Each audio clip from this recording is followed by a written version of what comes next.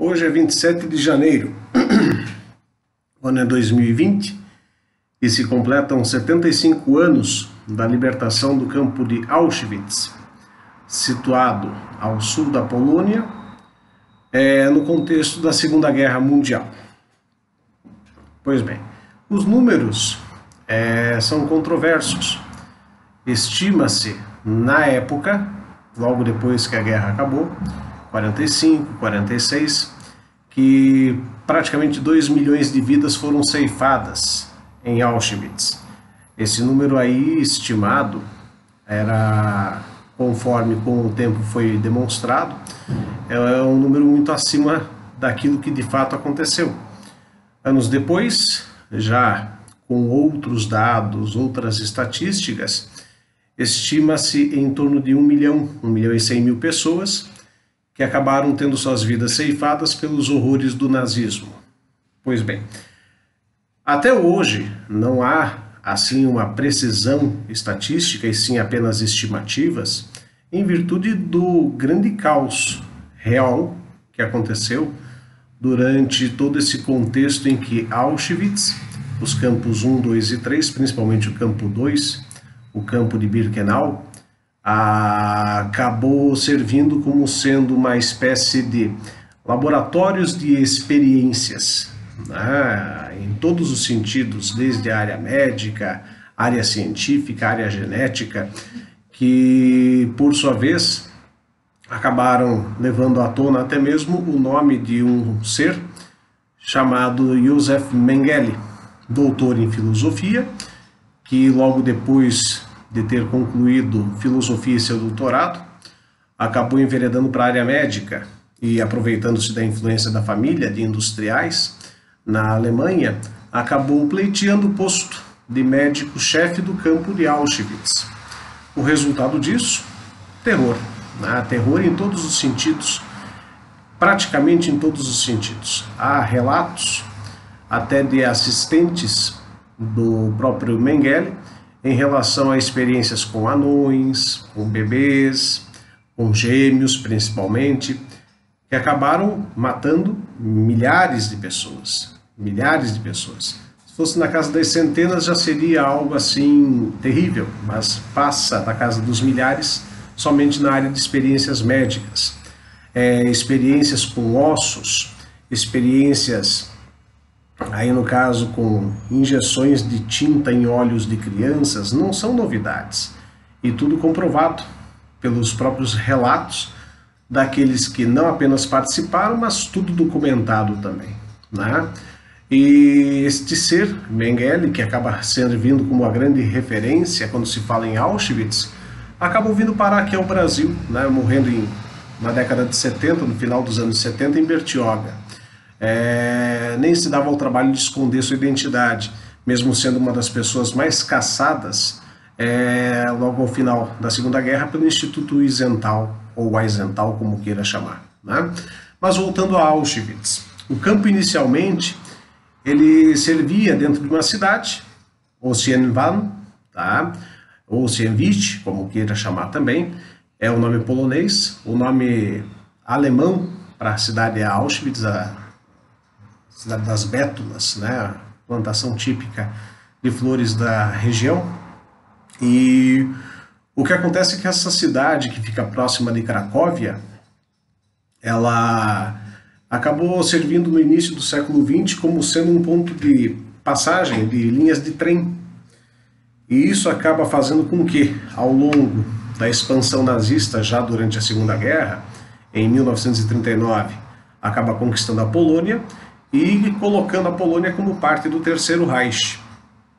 O que acontece é que Cracóvia, como fazia na ocasião parte da Polônia, acaba se tornando ali um ponto, vamos dizer assim, crucial e ao mesmo tempo um ponto estratégico importante, porque havia linhas de trem, como eu já falei, que ligavam de Viena, Budapeste, de Berlim, que passavam por ali obrigatoriamente. Então seria assim um local bastante útil para levar prisioneiros para lá, e o fim dado a esses prisioneiros, com o tempo os alemães, os nazistas da Alemanha conseguiriam fazer aí a sua opção melhor. Logo depois de feita a Conferência de Wannsee, em janeiro de 42, é que acaba se optando pela solução final. E aí o campo número 2 de Auschwitz acaba se tornando uma fábrica de horrores. E nesse sentido não havia a possibilidade, vamos colocar dessa maneira, de o prisioneiro que estivesse ali ter garantia de vida. Muito pelo contrário. Aqueles que para lá iriam seria basicamente a última parada, né? A última parada, por quê? Porque lá permaneceriam o tempo em que fossem úteis e logo na sequência seriam de alguma maneira ou de outra exterminados, né? Isso era a prática da solução final.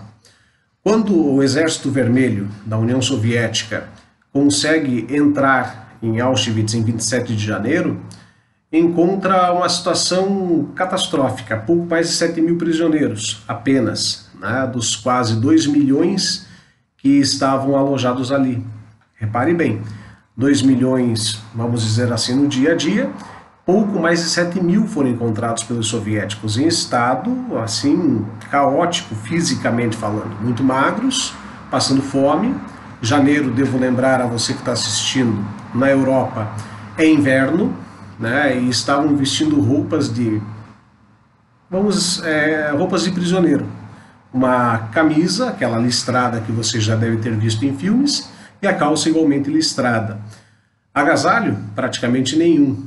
E como a fome graçava na região, acaba levando aqui o Exército Vermelho, ao dar comida para alguns desses prisioneiros, levasse a esses prisioneiros a óbito, né, devido à falta de costume de comer. Olha só que absurdo, né?